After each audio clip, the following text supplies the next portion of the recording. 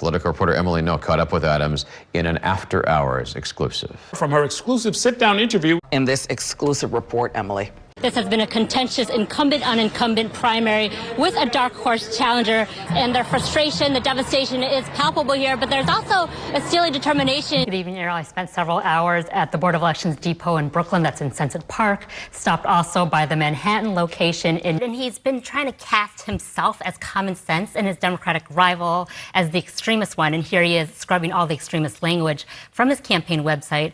Today, they notched a victory against the world's largest retailer outside of China. Yang began this campaign as the clear frontrunner. It was his to lose. He's fallen in public polling to as low as 4th place. And I would generalize that those who vote by absentee are more likely to be older voters or those with the means to have traveled out of the city on primary day. To be a woman in a country controlled by the Taliban is to fear for your life every single day. Been a lot of negative attacks in terms of unpaid taxes on your part now paid, in terms of you only registering as Democrat in the last 2 years. I think that you learned that he doesn't stay in that apartment from the press, so it's something we will pursue once he is this afternoon. And in the past. Nadler won with the support of his very loyal base here on the Upper West Side. A lot of operatives in the room at this party tonight telling us that they made several inroads, many inroads on the Upper East Side as well. And he had a compelling backstory, came from humble beginnings in Queens and Brooklyn, and worked that life story into almost every answer he gave. There is exactly one homeless outreach worker that I saw here on site. That's compared to dozens of police officers. There is an old boys network that sticks together and they do not let women in. Carolyn Maloney is casting the choice between herself and her 12th congressional district rival, Jerry Nadler, as one between a proven feminist and an insular brotherhood, at a time when abortion rights are under siege and pay disparity is stark. I was friends with a lot of males that I worked with on the West Side, and now they won't even talk to me. They're all with Jerry, just like glue. In an interview Tuesday with New York One, Maloney grew more explicit on her attack on Nadler as benefiting from that so-called boys club because he's not up for the job. Nadler and their fellow challenger Serge Patel have taken her pledge to serve out the 2 years if elected. Also, we asked that they take a pledge that they will not do a county committee vote. That is how Jerry Nadler came to Congress. In 1992, Manhattan Democratic Party leaders chose Nadler to succeed Congressman Ted Weiss, who died suddenly before the primary. If for some reason someone will not serve their term, and there are tons of rumors out there, then there should be an election, not an appointment. I think the voters should have a chance to make that selection, not the old boys club. I got to push you to vocalize what rumors you might be referencing. I never repeat rumors because rumors are rumors, and if I don't, it's a rumor. So I don't know of any plan that anyone has, but I've been told that the plan is there. Nadler's campaign flatly rejects Maloney's charge as one made by a candidate on the cusp of being unseated. His co-campaign manager responds that Nadler is running for one reason only, and that is to continue serving New York in Congress. Julian Gerson adds, any suggestion otherwise is as baseless as it is dishonest and reveals only the desperation other campaigns are feeling. When Jerry wins on August 23rd, so too will New York voters who care about the truth. Former mayoral candidate and city comptroller Scott Stringer has been floated as the next standard bearer for Upper West Side Democrats in Congress. Stringer tells New York One the only person he's supporting for Congress in the district, now and in the future, is Nadler. Nadler's prospects have been lifted by recent endorsements from the New York Times editorial board and Senate Majority Leader Chuck Schumer. On Tuesday, the National Organization for Women endorsed Maloney, who is also backed by women's rights pioneer Gloria Steinem. I'm the sole woman member of Congress in Manhattan. Emily Ngo, New York One. More than 24 labor endorsements, more than $30 million campaign cash on hand, and no viable challenger in sight. Senator Chuck Schumer could be cruising to a 5th term, but he doesn't act like it's a shoo-in. You never take anything for granted. Work hard.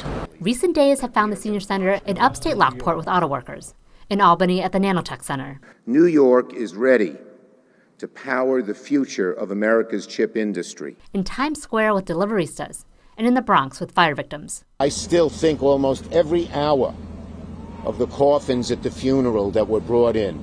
In past months, the Senate Majority Leader has been the face of intra-party conflict that has hampered the Build Back Better and voting rights legislation. And at times, Schumer has seen his job approval numbers trend downward. But his allies and former aides stress that he has consistently delivered for his home state, including federal stimulus dollars for the MTA and the Gateway program. He wants to make sure when there's a huge hurricane or natural disaster that people get the aid they need.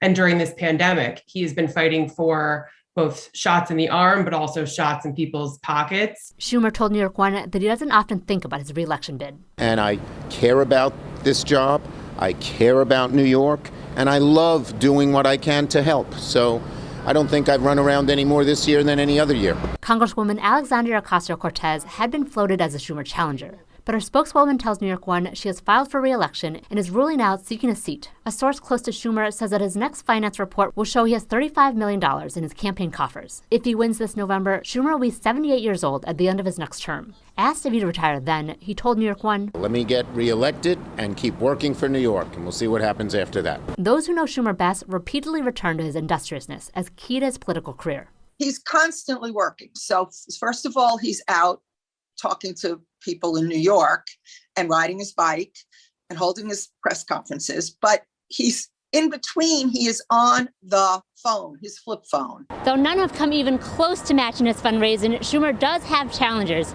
including Republican candidates Alexander Michi and Joe Pinion. In Murray Hill, Emily Ngo, New York One.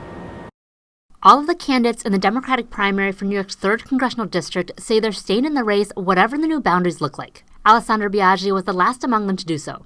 Biaggi jumped in the race when the map adopted in February stretched north to include her Westchester village. Thank you so much. You guys are awesome. That's awesome. So you just signed right here. In the days since the state appeals court tossed the newly redrawn House maps for egregious gerrymandering, Long Islanders Josh Lafazan, Robert Zimmerman, John Kamen, Melanie DeRigo, and Rima Rasool stated they're still running for the seat. Biaggi and her team didn't respond to multiple New York One requests for comment, then issued a statement Thursday evening. "I'm the most experienced, qualified, and committed candidate in New York 3, and I'm staying in this race," she said. The race isn't the only election thrown into uncertainty now that new maps are due in late May. New York's 11th congressional district, represented by Republican Nicole Malliotakis and encompassing all of Staten Island, has been redrawn by Democrats to include more liberal parts of Brooklyn. That map is scrapped. It was the right thing for the courts to do because it was a clear violation of the state constitution and the will of the voters. The Democrats chose to blatantly gerrymander the districts in a very gross way that it was just a slap in the face of the voters who said they wanted nonpartisan lines. Max Rose, the Democrat hoping to face off against Malliotakis for the seat he held before her, projected confidence. "I'm going to win whatever the lines end up being. In our campaign, we'll never stop focusing on making our city and country more affordable, safe, and fair," he said in a statement. Rose first has to win his primary, likely postponed until August from June. His Working Families Party-backed opponent is Brittany Ramos de Barros. We started this race believing that, we have to be prepared to win no matter what the circumstances are, because those things are out of our control.